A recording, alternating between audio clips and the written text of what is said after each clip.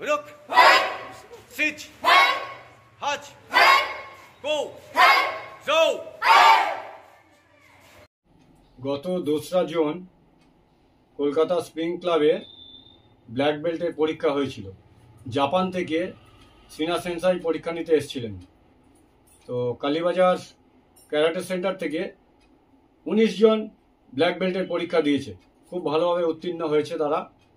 আমি তাদের উজ্জ্বল ভবিষ্যৎ কামনা করি আর ধন্যবাদ জানাই JKWA ইন্ডিয়ার চেয়ারম্যান সেন্সাই সোমনাথ পাল চৌধুরী মহাশয়কে, এবং আবার ধন্যবাদ জানাই JKWA ইন্ডিয়ার টেকনিক্যাল কমিটির মেম্বারদের।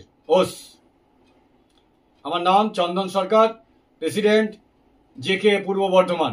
হ্যাঁ, খুবই ভালো লাগছে। এত বছর ধরে কষ্ট করার পর অবশেষে বেলটা হাতে পেয়েছি, তো খুবই ভালো লাগছে।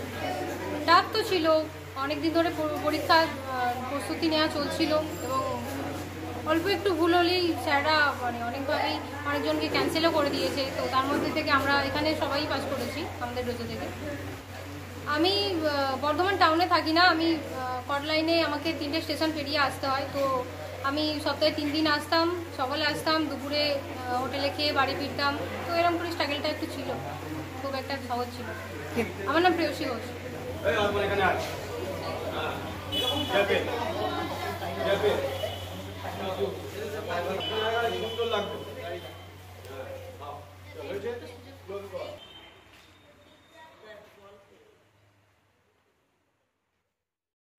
नी शाम सी गो रुक सिच हज गो जौ।